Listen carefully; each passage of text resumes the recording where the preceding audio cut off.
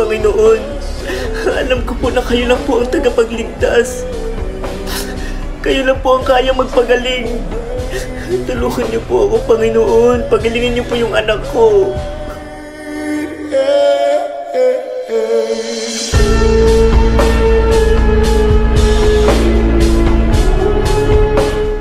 Mare! Mare. Mare, nais ko sanang tumulong sa anak mo. Meron pa akong pera dito. Sana sakto na yung pambili ng gamot nyo. Ito, Mare, oh.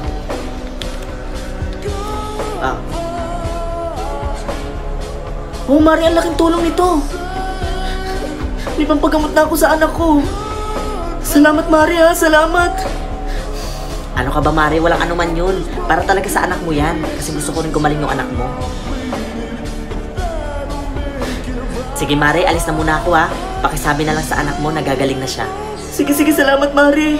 Bigay ka talaga ng Panginoon. Thank you, Lord.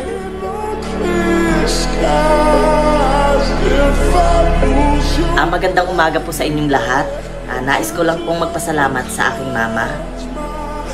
Nang walang sawa po akong inalagaan at hindi iniwan nung may sakit pa po ako.